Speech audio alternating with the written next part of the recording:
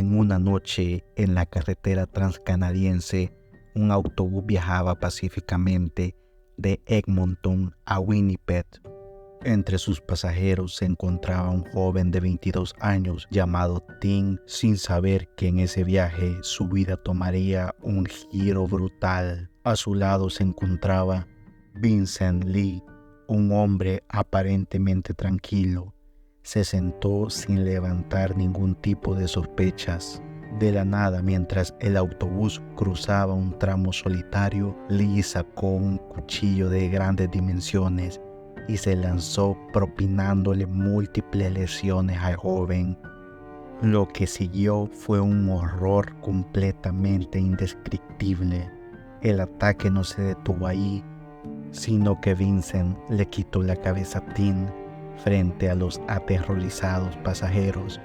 Mientras los otros huían en pánico, Lee continuó con actos que van más allá de lo escalofriante, que aún resuenan en la mente de quienes lo presenciaron. Actos que para algunos podrían rozar lo satánico, lo místico, lo que va más allá de rituales oscuros. Lee, con el corazón goteando de restos hemáticos del joven en su mano, miraba a los demás pasajeros fijamente. Este es el terrorífico caso del caníbal del autobús. El 30 de julio de 2008, Tim McLean, un trabajador de feria, subió al autobús 1170 de Greyhound, Canadá, en Edmonton. El joven de 22 años viajaba de regreso a su casa en Winnipeg, donde lo esperaba su novia embarazada, y decidió sentarse en la parte trasera del autobús, relajarse y escuchar un poco de música. A las 6:55 de la tarde, el autobús partió de la parada en Erickson, Manitoba, con un nuevo pasajero, Vincent Lee. Les pareció en el momento agitado y algo confundido a todos sus compañeros de viaje, pero se sentó tranquilamente cerca de la parte delantera del autobús. El autobús hizo una parada de descanso de media hora antes. Vincent estaba sentado cerca de la parte delantera, pero se bajó, fumó un cigarrillo y volvió a subir. Esta vez las cosas cambiarían. Lee se dirigió hacia la parte trasera. Con cuidado miró fijamente a cada pasajero antes de llegar a la segunda fila desde atrás. Estos hombres jamás imaginarían lo que estaba a punto de suceder. Tim estaba sentado en el lado del pasajero junto a la ventana. El asiento del pasillo a su lado estaba vacío. Lee se giró y lo miró fijamente a los ojos. Tim le sonrió y le hizo un gesto para que se sentara. Lee se sentó lentamente. Luego el joven se recostó contra la ventana con los auriculares puestos y se quedó profundamente dormido. Otros pasajeros describieron a Lee como un tipo normal. Hasta en ese momento había estado tranquilo y distante. Un pasajero del otro pasillo vio que el comportamiento de Lee cambiaba. Se movió nerviosamente y comenzó a cantar en voz baja.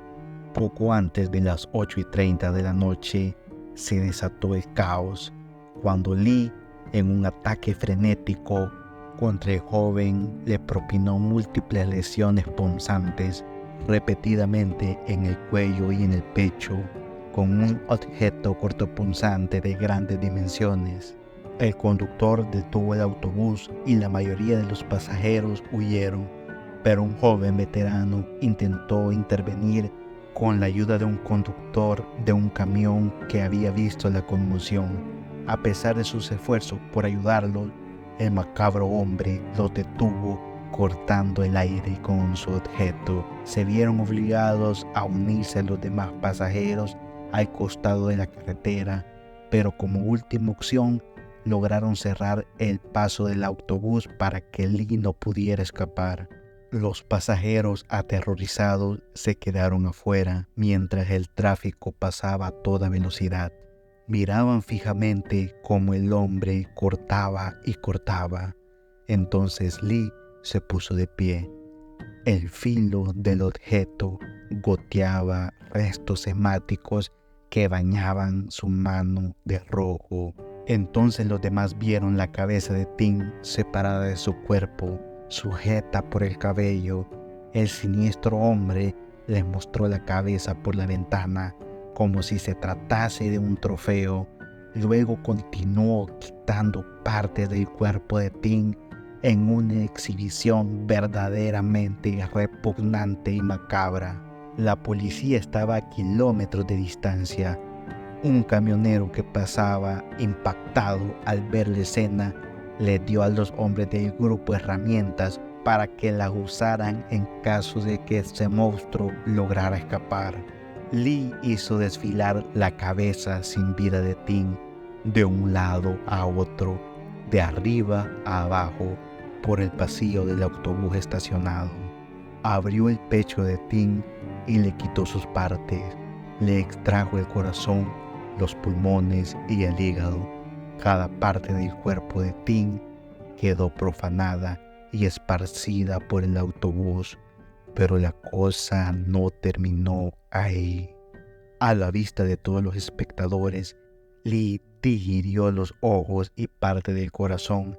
Además le quitó la nariz y las orejas, oliéndolas y lamiendo los restos hemáticos de sus dedos. Pero este retorcido hombre venía preparado para esta barbarie. No solo tenía el objeto cortopunzante, sino también bolsas de plástico para guardar los artículos por separado, empaquetando pieza por pieza.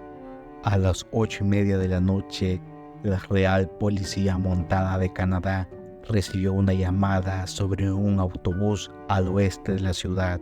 Al llegar, encontraron al hombre todavía en el autobús, al que otro pasajero, el conductor del autobús y un camionero le impedían escapar, ya que habían proporcionado una palanca y un martillo para defenderse. Los demás pasajeros estaban justo al costado de la carretera, algunos de ellos llorando y vomitando. El hombre había intentado huir conduciendo el autobús, pero el conductor había activado el inmovilizador de emergencia, lo que dejó el vehículo inoperativo y al hombre con muy pocas opciones. A las 9 de la noche, la policía estaba negociando con el hombre, pero no funcionó. Este macabro ser continuó 4 horas más en el autobús sin que la policía pudiera hacer nada para sacarlo. No tenía rehenes, no tenía a nadie más adentro. Estaba solo, pero todo estaba a punto de llegar a su final. 4 horas y media después, Lee intentó salir del autobús rompiendo una ventana.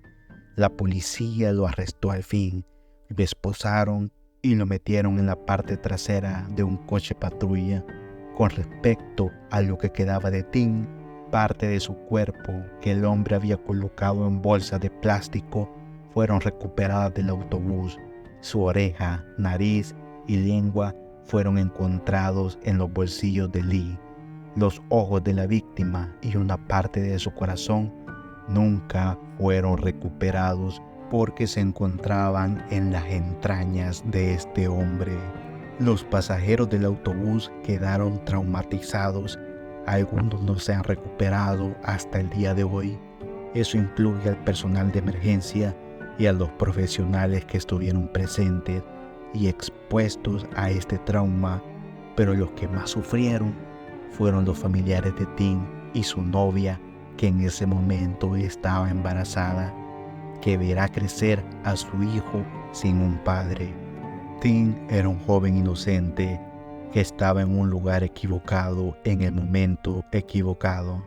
Timothy Richard McLean Jr. nació el 3 de octubre de 1985 en Winnipeg, Manitoba. Creció tanto en Winnipeg como en Elie. Tenía 22 años al momento de su deceso y había estado trabajando como pregonero de carnaval. El 21 de diciembre de 2008, 5 meses después de su deceso, su novia, Colleen Jestrau, dio a luz a su hijo. En 2009 comenzó una disputa por la custodia entre la novia y los padres de Timothy sobre la tutela del niño. El chico comenzó a vivir con la familia McLean en enero de 2015 y en febrero de 2016 la familia obtuvo la custodia total. La madre de Timothy ha descrito a su nieto como un regalo de Dios enviado por mi hijo para darme una razón para levantarme todos los días y cuidar de él. Vincent Weiwan nació en Dangon el 30 de abril de 1968 como el segundo de 3 hijos. El padre de Lee era custodio mientras que su madre era profesora de matemáticas. Nació prematuro y los psiquiatras notaron en su juventud que Lee estuvo muy enfermizo durante la mayoría de su infancia y mostró retraso en el desarrollo, aprendiendo a caminar y hablar solo alrededor de los 5 años y comenzó la escuela primaria a los 9 años. Sin embargo, su salud y progreso académico mejoraron al ingresar a la escuela secundaria. A los 19 años, Lee comenzó a estudiar ingeniería automotriz en el Instituto de Tecnología de Wuhan, donde se graduó con una licenciatura en informática en 1992. De 1994 a 1998, Lee trabajó en Beijing como ingeniero de software. En junio de 1995 se casó con su esposa Anna, a quien conoció mientras trabajaba en una fábrica en Beijing. Según la esposa y la familia de Lee, no mostraba signos de enfermedad mental, aunque su padre señaló que su hijo era obstinado e inquieto y tenía tendencias a estar siempre de un lado a otro. Lee emigró a Canadá el 11 de junio de 2001 como parte del Programa Federal de Trabajadores Calificados y siguió siendo ciudadano chino hasta que se convirtió en ciudadano canadiense el 7 de noviembre de 2006. A partir del otoño de 2004, trabajó en Winnipeg en trabajos menores en la iglesia de Grand Memorial durante 6 meses para mantener a su esposa Anna. El pastor en ese momento, Tom Castor, que empleaba a Lee, dijo que parecía feliz de tener un trabajo y estaba comprometido a hacerlo bien, a pesar de la barrera del idioma con otros miembros de la congregación. Renunció a este trabajo en la primavera del 2005 y comenzó a trabajar como operador de montacargas en Winnipeg en el verano de ese mismo año, mientras su esposa trabajaba de camarera.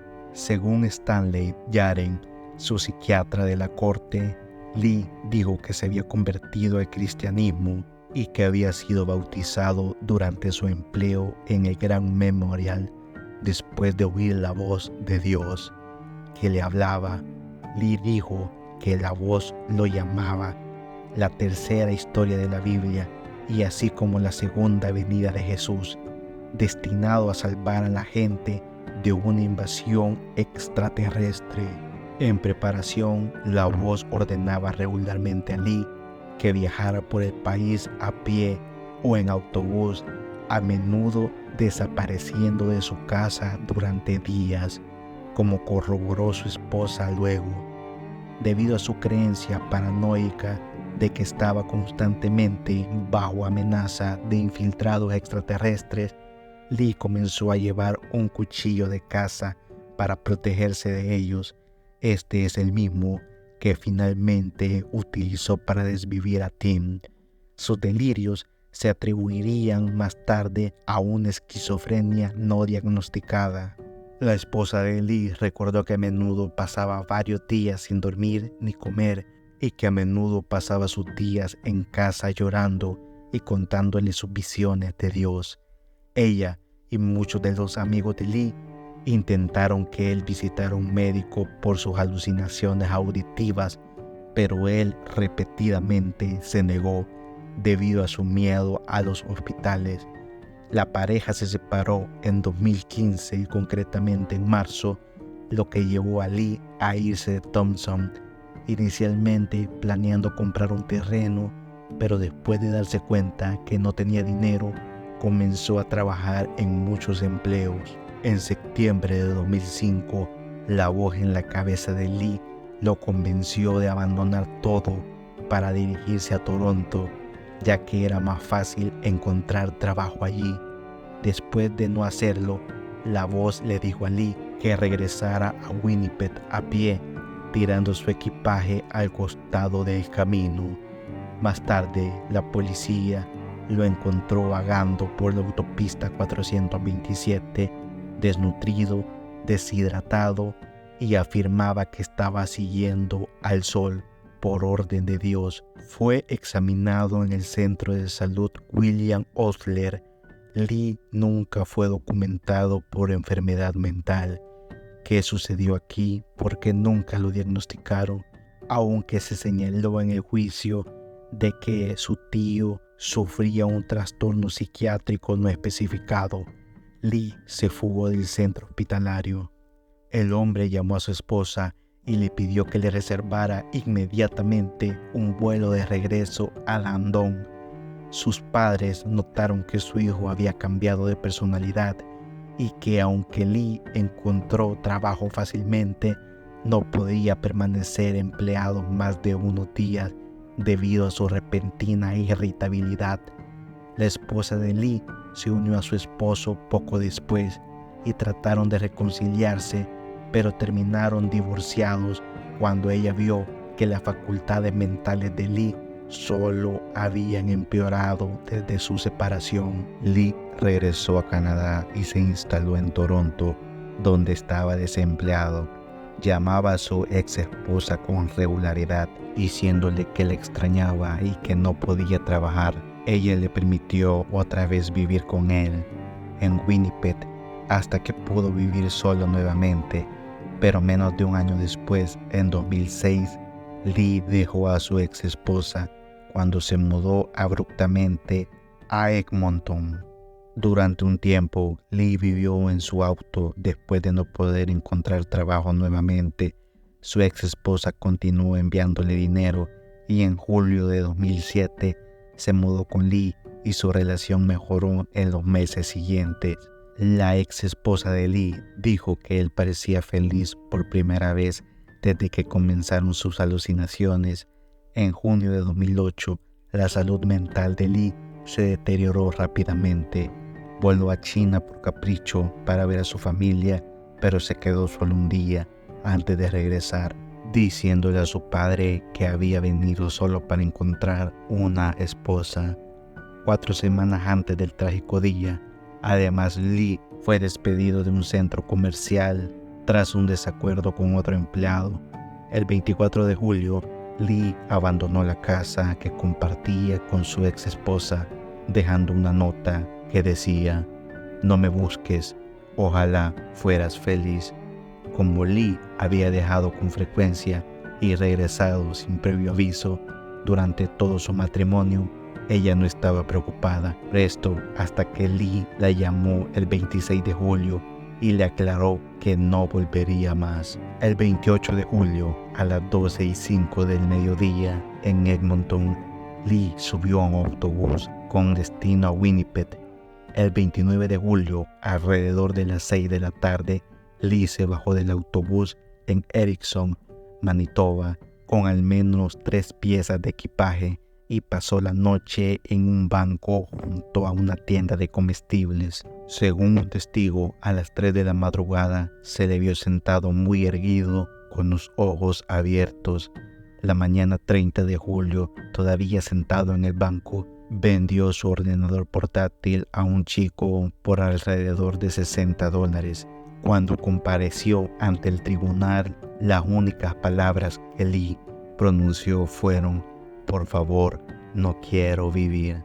El juicio de Lee comenzó el 3 de marzo de 2009 y se declaró inocente de responsabilidad penal por trastorno mental. Esto significa que aceptó el delito que se produjo, pero afirmó que no podía formar el elemento mental necesario.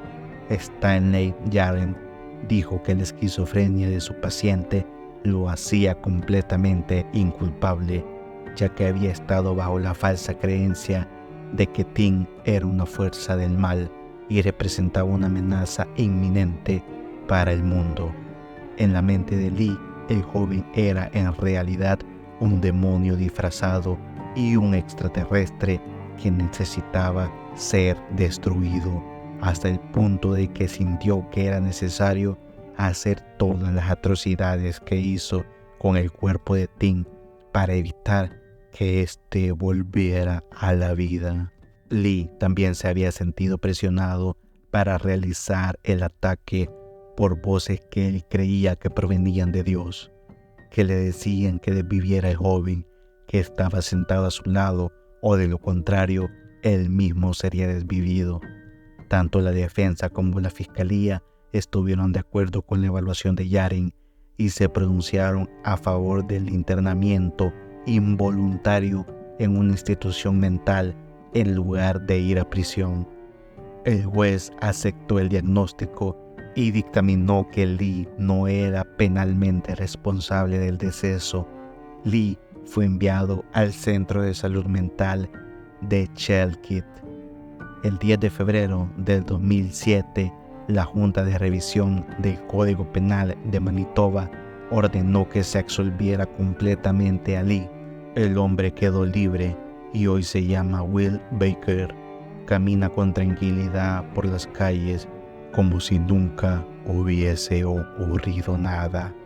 Dime, ¿te sentirías seguro con una persona así cerca de tu comunidad? Hemos llegado al final de este video. Te invito cordialmente a que te unas a la familia suscribiéndote. Deja un pulgar arriba, comenta y nos vemos en el siguiente video.